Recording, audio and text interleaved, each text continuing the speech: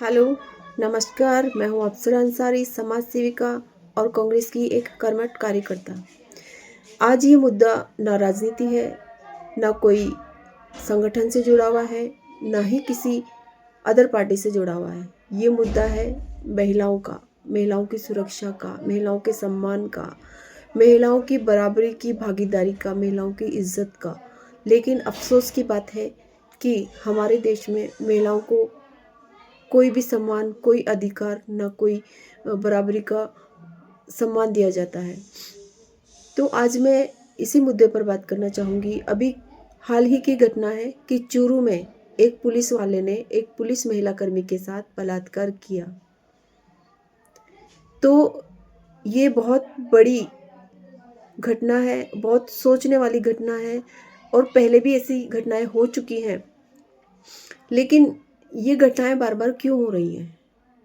ये प्रशासन के मुंह पर एक तमाचा है, काला धब्बा है, जो शायद हर बार होता है, लेकिन प्रशासन इस पर ध्यान नहीं देता। जैसे कि प्रशासन अपनी आंखें बंद करे हुए है इस मैटर को लेकर। महिलाओं की सुरक्षा पे उनका कोई ध्यान नहीं है। आए दिन घटनाएं होती हैं, आए दिन महिलाएं रोड पे प्रदर्शन करती हैं, धरना करती हैं, मोर्चे, प्रदर्शन, कैंडल मार्च, सब कुछ करती हैं। जैसे कि महिला खुद से ही लड़ रही हो, खुद की लड़ाई महिला खुद लड़ती है, लेकिन उनकी सुनवाई कहीं नहीं हो रही है। तो मैं प्रशासन को इतना बोलना चाहूँगी कि अगर महिलाओं की सुरक्षा आप नहीं कर सकते तो महिलाओं को जिम्मेदारी दो कि वो खुद की रक्षा खुद कर सके। महिलाओं को इतना हक दो कि महिलाएं अपनी रक्षा खुद कर सके और दोषी को खुद सजा दे सके। क्योंकि महिलाओं में मैं जानती हूँ कि इतनी ताकत ऊपर वाले ने दे रखी है कि वो अपना हिसाब किताब खुद कर सकती है सामने वाले से। कानून की उसको जरूरत नहीं है। अगर कानून खुद ही रक्षक होकर भक्षक बन जाए और खुद के स्टाफ को ही ना छोड़े, तो बाहर की महिलाएं किससे न्याय मांगेगी, किस पे भरोसा करेगी?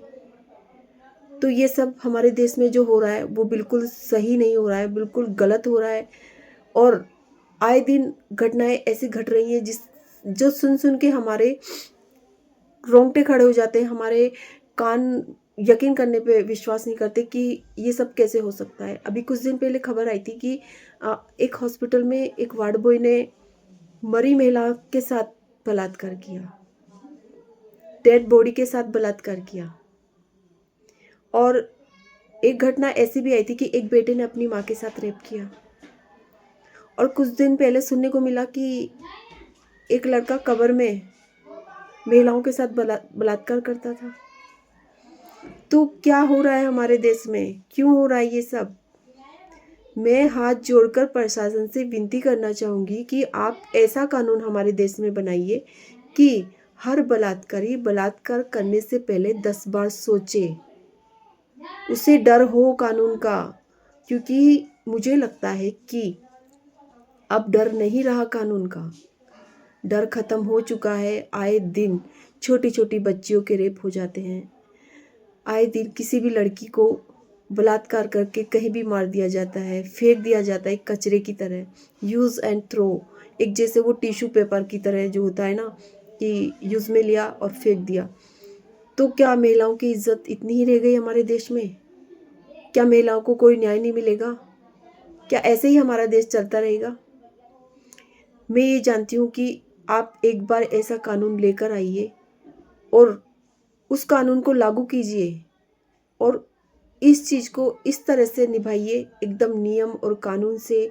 ना किसी के दबाव में आइए, ना प्रेशर में आइए, ना किसी महिला को दबाइए और निष्पक्ष फैसला लीजिए महिलाओं के अधिकार में। तब हमारे देश की महिलाएं सुरक्षित होंगी। और मैं जानती हूँ कि कुछ महिलाएं ऐसी होती हैं जो शायद खुद बुलावा देती हैं, खुद इस चीज़ के लिए उकसाती हैं, तब जाकर उनके रेप होते हैं। आए दिन हमें इंस्टाग्राम, सोशल मीडिया पे सभी पे देखने को मिलता है कि आए दिन महिलाएं अपने कपड़े उतारती जा रही है, दिन पर दिन छोटे कपड़े पहन रही है। तो मैं इस चीज़ का विरोध करती हूँ।